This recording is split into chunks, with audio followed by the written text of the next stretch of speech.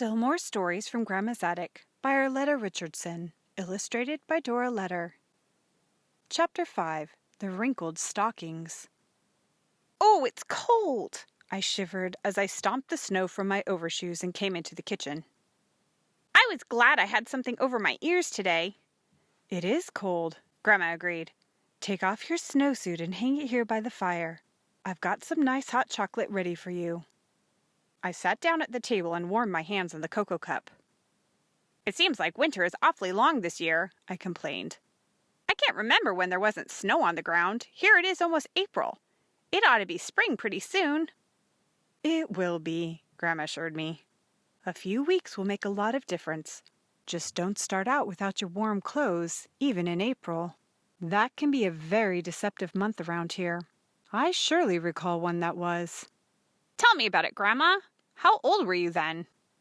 "Old enough to know better," Grandma laughed. "I suppose I was 8 years old at least.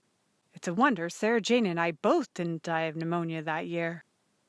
It had been a long, cold winter, and the snow had stayed on the ground from the time it first fell. We were walking home from school one afternoon in late March. "I'm sure sick of this stuff," Sarah Jane exclaimed. She kicked a blob of snow out of her way. "I'm tired of all these heavy old clothes and getting to school all wet and—" "So am I. My mittens are stiff from being soaked and dried out so many times. I'll sure be glad when spring gets here." I reached down to scratch my leg. "And another thing. I'll be glad to get rid of this horrid old long underwear. It gets itchier every day." "That's not all I hate about it. I can't stand the way it twists around my legs and makes big bumps in my stockings. How can we look neat and pretty with all these lumps showing?" "We can't," I answered. "And we can't even wear long dresses to cover them up. Anyway, I think it's close enough to spring so we don't need them any longer." "Try to tell our mothers that," Sarah Jane said. "We'll be wearing these horrid things until the end of April." We walked on in silence for a few moments. The more I thought about the long underwear I was wearing, the itchier it became. We wore the long, ribbed underwear beneath our stockings. The older the underwear was, the more it stretched and the bumpier our stockings looked. Suddenly, Sarah Jane stopped in the middle of the road. "I know what we can do," she declared. "We can roll the underwear up above our knees. No one will tell the difference, and our stockings will be smooth again. What's going to keep the long underwear from falling down? We need something to fasten it up with." "I'll bet the underwear would just stay there. Our stockings would help hold it up." After thinking for a while, Sarah Jane added, "I guess we could tie a string around each leg just in case." "Why don't we try it out before we go to bed tonight so we'll know what to do in the morning?" The more we thought about it, the more workable the plan seemed. We agreed to start the next day. In the morning, it took me much longer to get dressed this odd way. I had to hold the long underwear up tight with one hand and try to tie the string around with a few fingers of that hand and the other free one. Finally, Ma called to me from the kitchen. "We're ready to start breakfast, Mabel. Aren't you dressed yet?" "Almost," I said. "I have to fasten my shoes." Soon I was hurrying down to the kitchen, the bulky underwear wadding together between my legs as I walked. This wasn't going to be very comfortable, but it was a small price to pay for looking beautiful. The family was seated, waiting for me. Pa prayed, and we began to eat. Ma looked at me closely. "Mabel, are you planning something that I should know about?" "No, Ma, I'm not planning anything," I replied innocently. I wasn't planning anything, I told myself. I'd already done it. "Your lessons are all finished, aren't they?" "Oh, yes, I did those at school yesterday." Pa laughed. "What are you worried about, Ma? Has Mabel done something strange besides come late to breakfast?" "No, I guess she hasn't. But I can always tell when she's about to do something strange. Goodness knows I've had enough practice." "It's beginning to thaw," Pa remarked. "Looks as though we may have an early spring. Won't be long now before the snow will be gone." "I hope you're right," Ma replied. "The boys have gone through 2 pairs of mittens apiece, and I'm going to have to start on another pair of stockings for Mabel." I hastily tucked my feet back under my chair as far as they would go, hoping that Ma wouldn't look at my legs and notice the absence of wrinkles. She was at the stove when we bundled into our coats and scarves and grabbed our dinner pails. I met Sarah Jane at the end of the lane. "Did you do it?" she asked at once. "Of course I did." I looked down proudly at my smooth stockings. "Don't they look nice?" "They really do, and it feels better, too," Sarah Jane said. "Did you get by without your ma noticing?" "She was suspicious, but she didn't see anything, so she didn't know what she was suspicious about.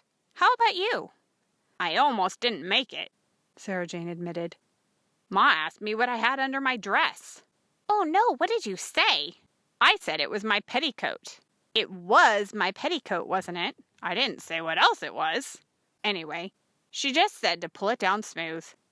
"Wait until the other girls see what we figured out," Sarah Jane added happily. "They'll be sorry they didn't think of it." Unfortunately, the other girls saw what we had figured out before we got a chance to tell them. Miss Gibson called our class to the front for arithmetic. "Each of you take a problem and put it on the board," she directed. "When everyone is finished, we'll correct them." I was absorbed in my problem when I heard the sound of snickering behind me. I turned around to see what was funny and saw one of the little girls pointing at Sarah Jane. I knew at once what had happened. One of the underwear legs had come down below her dress. Miss Gibson spoke to her quietly. "Sarah Jane, would you like to be excused?" She left hastily, and the rest of us sat down. Miss Gibson went on as though nothing had happened. When Sarah Jane returned, she slid into the seat beside me. "What did you do?" I whispered to her. "I had to put my underwear back where it belonged," she answered as she looked at her outstretched legs with disfavor. "I'm not through yet," she declared. "I'll fix it so my underwear won't fall down. You just wait and see." "What will you do?" I asked. "What if both legs had come down clear to your shoe tops?" I shuddered to think of the awful possibility because it could happen to me. I decided to sit very still until dinner time when I could return my underwear to its proper place. That afternoon when we left school, we could tell that it was beginning to warm up. Little drips of water fell from the trees and the path was slushy. We took off our mittens and swung our scarves as we trudged toward home. "Have you thought of something yet?" I asked Sarah Jane. "What are you going to do to keep your underwear legs up?" "I'm not going to keep them up," she answered. "I'm going to cut them off." I stopped and stared at her. "You wouldn't dare!" "Just watch me." I stopped at her house and we went directly to her room. Sarah Jane got her mother's scissors, took off her stockings, and began to cut her underwear off just above the knee. "Here, Mabel, you cut the back. I can't reach it." "Oh, I can't!" I protested. "Of course you can," she replied. "After all, it's not your underwear. What are you worried about?" I decided that she was right about that and helped her finish the job. "There," she said with satisfaction. "Isn't that better?" I had to admit that it was. In fact, I wished mine were fixed the same way. I made the mistake of saying that out loud. "I'll do it for you," Sarah Jane offered. "Take your stockings off." "But what will happen when Ma finds out?" "She doesn't have to find out. Just keep your long underwear on." "She'll know when she washes it," I protested.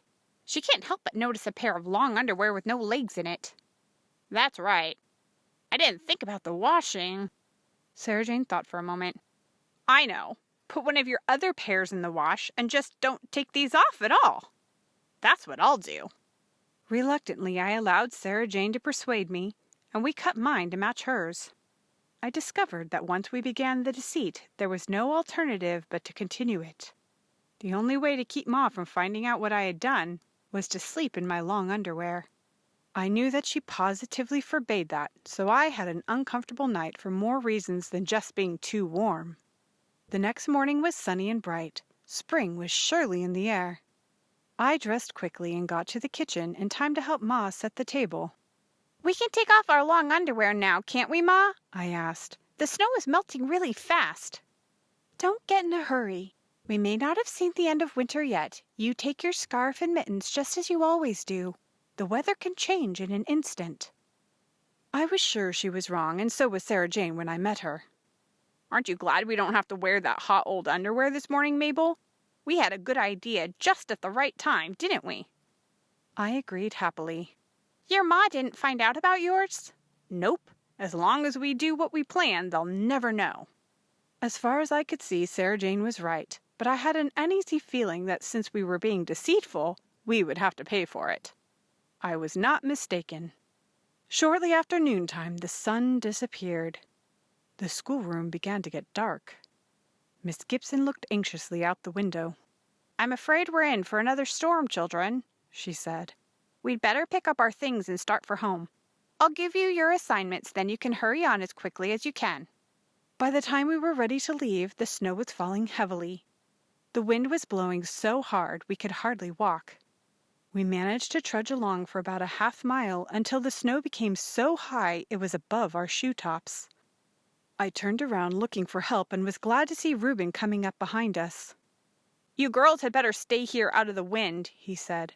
Roy and I will go on and see if Pa is coming with the sleigh. I'm sure he will be. We'll come right back for you.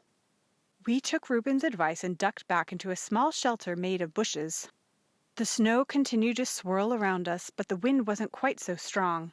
Sarah Jane stamped her feet, trying to keep warm. I wish I had my long underwear on now, she chattered. My stockings are wet clear to my knees.